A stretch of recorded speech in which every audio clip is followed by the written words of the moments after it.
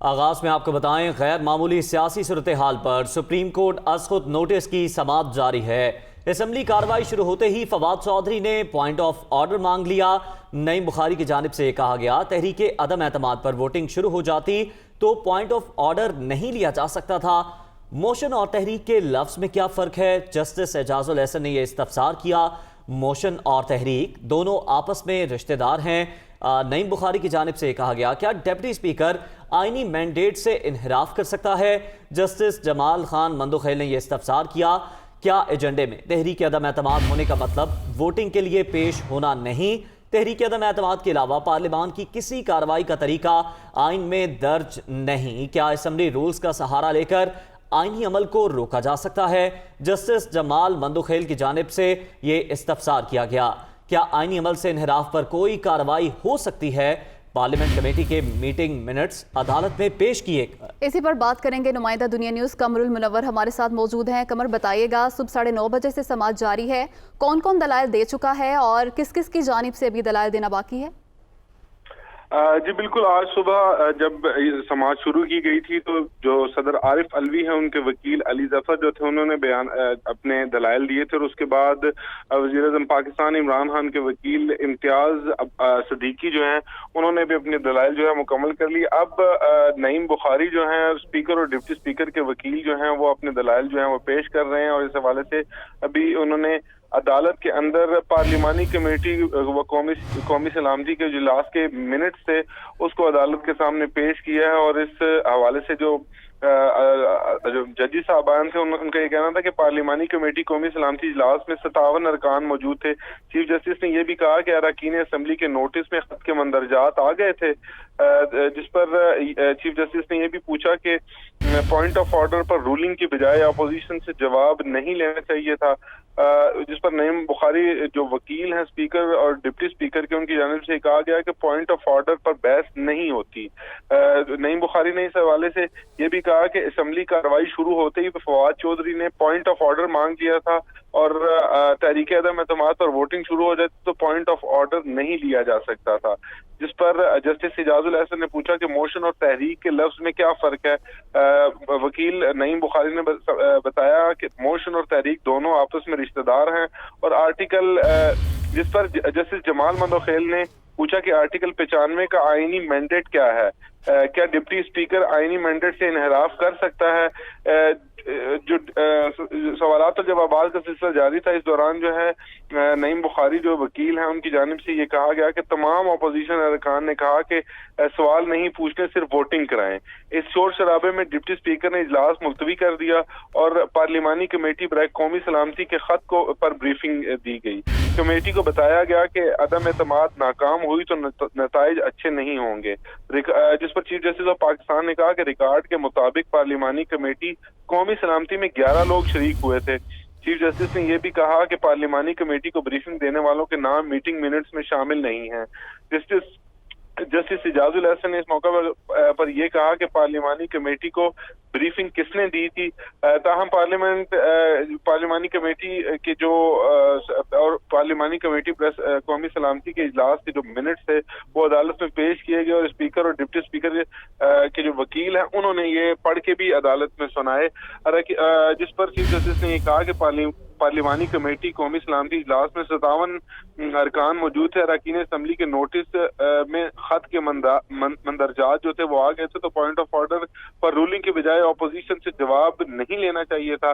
Case की समाअत जो है वो भी चल रही है। जो डिप्टी स्पीकर और स्पीकर के वकील नईम बुखारी हैं वो इस हवाले से सवालात के जवाबात दे रहे हैं, जबकि अपने दलाइल जो हैं वो इस हवाले से अदालत के सामने रख रहे हैं। जी कमर, ये भी बताइएगा कि इतने रोज से समाअत जारी है, फ्री कैन के वकला की जानिब से दलाइल दिए जा रहे हैं और जजेस की जानिब से अहम रिमार्क्स भी सामने आ रहे हैं, क्या नतीजा हासिल किया जाए? और ये भी बताइए कि क्या आज फैसला आने का इम्कान है? जी बिल्कुल, आज जो समाअत जब शुरू हुई तो उस वक्त भी चीफ जस्टिस ऑफ पाकिस्तान ने ये कहा और गुज़श्ता रोज भी ये बात की गई थी कि तमाम दलाइल और जो इस हवाले से वकला हैं उनको सुन लेंगे। आज अब सिर्फ दो, अगर पूरे जो सेशन है इसके दौरान देखा जाए तो अब नईम बुखारी जो स्पीकर और डिप्टी स्पीकर के वकील हैं उनको सुना जाना है, और उसके बाद अटॉर्नी जनरल को सुना जाना है, क्योंकि अटॉर्नी जनरल के जो सवालात का सिलसिला और उनके दलाइल जो होंगे वो काफी लंबे हो सकते हैं, क्योंकि अटॉर्नी जनरल से ना सिर्फ मुआवनत के लिए जजेस साहिबान कहेंगे, पहले जितने भी इसमें फरीक थे जिस तरह मुख्तलिफ सियासी जमातों, पाकिस्तान पीपल्स पार्टी, JUI, फे मुस्लिम लीग नून, और इसके अलावा दूसरी Karachi bar council, Sindh bar council, supreme court bar council, इन तमाम के जो वकलात हैं उन्होंने अपने दलाइल पेश किए और उस हवाले से जो जो चीजें थी वो अदालत के सामने रखी। अब उस पर जो काउंटर आर्गूमेंट्स हैं और उस पर जो बातचीत कर रही है वो अटॉर्नी जनरल ने करनी, क्योंकि अटॉर्नी जनरल ने ना सिर्फ मुखालिफ वकला के जो दलाइल थे उन पर भी बात कर रही है, बल्कि यहाँ पर अदालत के अंदर जो इस रूलिंग के हक में, जैसे नईम बुखारी वजीर आजम के वकील जो हैं उन्होंने और इस तरह के जो वकला हैं जिन्होंने हक में दलाइल दिए उनकी बातों का भी जवाबात देने और जजेस को मुआवनत भी करनी है। इस हवाले से जो पार्लियामेंट के आइन में जो चीजें हैं उस पर अदालत को जो चीज चाहिए होगी वो उससे मुआवनत के तौर पर अटॉर्नी जनरल से पूछेंगे। तो आज कभी इम्कान है कि ये अटॉर्नी जनरल जो है वो भी अपनी दलाइल मुकम्मल कर लेंगे और अदालत को शॉर्ट ऑर्डर जारी कर सकती है। ठीक है कमर, हमारे साथ ही मौजूद रहिएगा। आमिर सईद अब्बासी ने भी हमें ज्वाइन किया है। आमिर, जिस तरह से बता रहे थे कमरुल मुनव्वर कि आखिर में अटॉर्नी जनरल दलाइल देंगे, क्या उसके बाद जवाब का मौका भी फराहम किया जाएगा अदालत की जानिब से वकला को? जी बिल्कुल, सुप्रीम कोर्ट में इससे पहले जो रिवायत रही है कि अगर इस तरह आर्गूमेंट्स के बाद किसी एक तरीक को जवाब देने की इस्तदा की जाए तो सुप्रीम कोर्ट अलाउ करती है, लेकिन इस हवाले से हमने देखा कि जितने भी अदालत ने सवालात उठाए हैं वो तमाम जितने भी दलाइल देने वाली वकला थे उनसे बराह रास्त सवाल किए गए हैं। लिहाजा अगर कोई मुनासिब समझे और किसी बात का जवाब देना चाहे तो वो दे सकता है। ताहम जो सुप्रीम कोर्ट की रफ्तार आज की समाअत के दौरान लगती है उसमें शायद वो मुख्तसर वक्त ही दें किसी को अगर किसी जवाब के लिए वो रिज्यू करना चाहे तो। लिहाजा आज की सुप्रीम कोर्ट की तमाम तर कार्रवाई है उसमें कोशिश ये की जा रही है अदालत के बेंच की तरफ से भी कि जल्द से जल्द तमाम जो वकला हैं वो हमारे साथ ही मौजूद रहिएगा। वापस आपकी जानिब आएंगे। इस वक्त ख्वाजा आसिफ मीडिया से गुफ्तगू कर रहे हैं। ये गद्दारी का इल्ज़ाम जो है जा रहा है जिसकी बुनियाद पे असेंबली डिज़ोल्व की गई, उसकी आइनी जो है वो तस्सीह हो जाएगी और अदालत की जो है ना उसके ऊपर मोहर लग जाएगी, मोहर सख्त हो जाएगी। मैं एक दो सवाल जो है वो पूछना चाहता हूँ वज़ीर आज़म से कि 7 मार्च को आप कहते हैं कि आपको ये ख़त मौसूल हुआ जिसकी बुनियाद पे आप हमें गद्दार कह रहे हैं। 200 अरकान को कौमी असम्बली के जो करोड़ों आवाम को रिप्रेजेंट कर रहे हैं आप उनको गद्दार कह रहे हैं। 7 मार्च के बाद 25, 26, 27, 28, 29 मार्च को आप इन तमाम गद्दारों के दरवाज़ों पे जाके इनकी दहलीज़ पे अपना माथा टेकते रहे, सजदा रेज़ होते रहे। MQM के पास आप कराची गए, उनके ऑफिस में गए, आपके गवर्नर साहब सिंध के और 7 दूसरे बड़े लोग आपकी पार्टी के रात जो है 3, साढ़े 3 बजे जो है पार्लियामेंट लॉजेस में MQM के पास गए। आप इन गद्दारों के पास जो है अपने आप को अदम एतमाद से बचाने के लिए उनके दरवाजे खटखटाते रहे पार्लियामेंट लॉजेस में। आप खालिद मक्सी के पास जो रहनुमा हैं बलूचिस्तान अवामी पार्टी के, उनके पास गए, उनसे तरले मिन्नतें की वोट के लिए। आप तकरीबन सब लोगों के साथ मिलने गए। उस वक़्त आपको ख्याल ना आया कि ये गद्दार हैं? उस वक़्त गद्दारी का लेबल उन पर लगाना जो है वो आपने मुनासिब ना समझा, क्योंकि आपको उम्मीद थी ये लोग आपको वोट दे देंगे। आपने अपने मुनर्रफीन जिन्होंने आपसे इख्तलाफ किया, 20-21 जो वोटर हैं आपकी पार्टी के PTI के, आपने उनको कहा कि मैं तुम्हारे वालिद की जगह हूँ, बाप की जगह हूँ, वापस आ जाओ, मैं तुम्हें माफ़ कर दूँगा। उस वक़्त आपको ख्याल ना आया कि ये लोग गद्दार हैं? और ये उन सफ़ों में शामिल हो गए हुए हैं जो गद्दारों की सफ़ है। तो ये एक ढकोसला है जिसकी बुनियाद के ऊपर असेंबली को डिसॉल्व किया गया, आइन शिकनी हुई। चलें, यहाँ तो हम गद्दार थे, वो जो परवेज़ इलाही साहब जो कुछ कर रहे हैं पंजाब के अंदर, वो भी सारे के सारे 200 के 200 गद्दार हैं। इस मुल्क में मुहिब्बुल वतनी के ऊपर सिर्फ आपकी मोनोपोली है, सिर्फ आपका हक है। आप जिस वक्त अमेरिका गए थे, आपके अब उस वक्त जो है आप वापस आए थे, आपने कहा था मुझे 92 के कप की इतनी खुशी नहीं हुई जितनी अमेरिका जाके हुई है। उसके बाद आपके जो सफ़ीर हैं उन्होंने 14 तारीख को एक अलविदाई डिनर के अंदर उसी शख्स की तारीफ़ें की और उनको पाकिस्तान का जो है एक बहुत बड़ा दोस्त करार दिया, डोनाल्ड लू साहब को। उस वक़्त गद्दारी का आपको ख्याल ना आया। जब आपने 21 दिसंबर को deputy secretary of state United states की उसको आपने बुलाया, उस वक़्त आपको ख्याल ना आया कि एक साजिश हो चुकी है पाकिस्तान के ख़िलाफ़। पाकिस्तान की आवाम की के इज्तिमाई शऊर को जो है अंडर रेट ना करें, उसकी तौहीन ना करें। पाकिस्तान की आवाम जो है तमाम फ्रॉडियों के चेहरों को पहचानती है। आपने जिस तरह आपके हवारियों ने आपके नाम पे और आपका पता नहीं क्या आपको कहाँ से बता पहुँचता था, जितनी दौलत इकट्ठी की है पिछले 4 साल के अंदर, पाकिस्तान के पिछले 73-74 साल के अदवार का अगर आप टोटल भी लगा लें तो किसी ने इतनी दौलत को करप्शन में इकट्ठी नहीं की जितनी पिछले 4 साल में इकट्ठी हुई है। ये झूठ का जो है पलंदा और झूठ के सहारे हुक्मरानी जो है ये अब नहीं चलेगी। इंशाअल्लाह ताला हम इलेक्शन से नहीं भागते, हम इलेक्शन से पिछले 4 साल के तैयार हैं। 2018 में जब हमसे ज्यादती हुई थी, इलेक्शन रिग किए गए थे, इसको सिलेक्ट किया गया था, उस सिलेक्शन का क्या हाल हो गया है। पाकिस्तान के अवाम रुल गए हैं, महंगाई में रुल गए हैं, बेरोजगारी में रुल गए हैं। एक वादा बताए जो इसने पूरा किया हो, एक नारा जो इसने लगाया हो जिस पे अमल दरामद हुआ हो पिछले 4 साल में। ये शख्स झूठा है, फ्रॉडिया है। इसने पाकिस्तान के अवाम, पाकिस्तान के आइन के साथ खिलवाड़ किया है। ये शख्स जो है इसकी मुहिब्बुल वतनी, मैं किसी की मुहिब्बुल वतनी के ऊपर शक नहीं करता, लेकिन जब हमें गद्दार की कहा जाएगा तो इसकी मुहिब्बुल वतनी के ऊपर शक करने की बेशुमार जो है शहादतें मिलेंगी। हम सब इस वक्त इंतज़ार कर रहे हैं सुप्रीम कोर्ट के वर्डिक्ट का। अल्लाह ताला वर्डिक्ट जो है पाकिस्तान के हक में आए, पाकिस्तान के अवाम के हक में आए, आमीन आमीन। पाकिस्तान की बेहतरी के हक में आए, आइन के दवाम के हक में आए, आइन की मजबूती के हक में आए, कानून शिकनी के खिलाफ आए, अदारों के हक में आए, हमारी पार्लियामेंट के हक में आए, ताकि पार्लियामेंट मजबूत हो। पाकिस्तान के अवाम के 22 करोड़ अवाम की ख्वाहिशों का जो मज़हर है, जो ऐवान, वो मजबूत हो। वमाल नून के रहनुमा ख्वाजा आसिफ मीडिया से गुफ्तगू कर रहे थे। उन्होंने कहा कि गद्दारी का इल्ज़ाम लगाकर असम्बली तहलील की गई। 7 मार्च को आपको ख़त मौसूल हुआ जिसकी बिना पर आप अराकीन को गद्दार कह रहे हैं, तो 25, 26 और 27 मार्च को उन गद्दारों की दहलीज पर आप माथा टेकते रहे। आप MQM के पास गए, रात 3, साढ़े 3 बजे पार्लियामेंट के लॉजिस में आप उनके दरवाजे खटखटाते रहे। उस वक्त आपको उनकी गद्दारी याद नहीं आई। आपने कहा मैं बाप की तरह हूँ, वापस आ जाओ, मैं माफ़ कर दूंगा।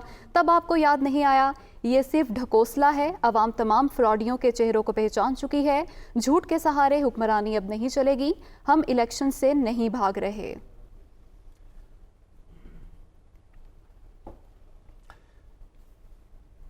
आपको बताएं, गैर मामूली सियासी सूरत हाल पर सुप्रीम कोर्ट आज खुद नोटिस की समाअत। बज़ाहिर आर्टिकल 95 की खिलाफ वर्जी हुई। चीफ जस्टिस उमर अता बंदयाल की जानिब से ये रिमार्क्स दिए गए। अगर किसी दूसरे के पास अक्सरियत है तो हुकूमत इलेक्शन कर सकती है। इलेक्शन कराने पर कौम के अरबों रुपए खर्च होते हैं। हर बार इलेक्शन से कौम का अरबों का नुकसान होगा। चीफ जस्टिस उमर अता बंदयाल की जानिब से ये रिमार्क सामने आए। अदालत ने कौमी मफाद को देखना है, डिप्टी स्पीकर ने अपने जहन के मुताबिक जो बेहतर समझा वो फैसला किया। ये कहा गया वज़ीर आज़म के वकील इम्तियाज सिद्दीकी की जानिब से। शहबाज शरीफ ने कहा है कि इमरान नियाजी और हिटलर में कोई फ़र्क नहीं। हिटलर ने भी आइन का खात्मा करके मुल्क पर कब्जा किया। मौशी तबाही और करप्शन से पाकिस्तान कई दहाइयों पीछे चला गया। मुल्क बचाने के लिए पार्लियामेंट को बाइख्तियार बनाना है। उम्मीद है अदालत जल्द फैसला करेगी। इमरान नियाजी की मिसाल एडोल्फ हिटलर से मुख्तलिफ नहीं है।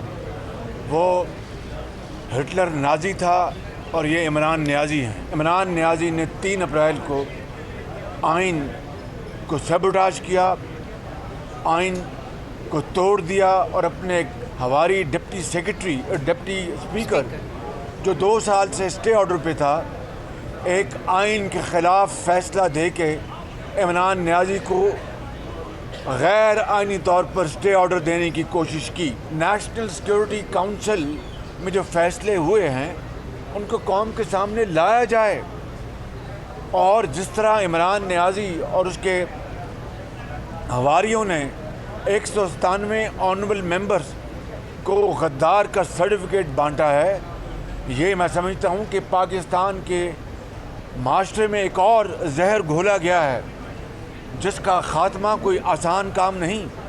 और अगर हमने इस तरीके से ज़िंदा रहना है, ये इलेक्शन में जाना है, तो हमें ये कबूल नहीं। हम इंशाअल्लाह इसका हर जगह, हर मौके, हर गांव, हर करिया में मुकाबला करेंगे। गैर मामूली सियासी सूरत हाल पर सुप्रीम कोर्ट अज खुद नोटिस की समाअत। पार्लियामेंट की कार्रवाई बड़ी मुश्किल से 2 या 3 मिनट की थी। जस्टिस मजहर आलम की जानिब से ये रिमार्क्स दिए गए। क्या पॉइंट ऑफ ऑर्डर पर अपोजिशन को मौका नहीं मिलना चाहिए था? चीफ जस्टिस का इस्तफसार। रूलिंग डेप्यूटी स्पीकर ने दी। रूलिंग पर दस्तखत स्पीकर के हैं, ऐसा कहना था जस्टिस जमाल खान का। पार्लिमानी कमेटी मीटिंग मिनट्स में डेप्यूटी स्पीकर की मौजूदगी जाहिर नहीं होती। जस्टिस जमाल की जानिब से यह भी कहा गया डेप्यूटी स्पीकर इजलास में मौजूद थे। जस्टिस जमाल खान मदुखेल की जानिब से इस्तफसार किया गया, जो दस्तावेज पेश की हैं वो शायद असली वाली नहीं है, ऐसा कहना था नई बुखारी का। ऐसा लगता है कि डेप्यूटी स्पीकर को लिखा हुआ मिला कि ये पढ़ दो।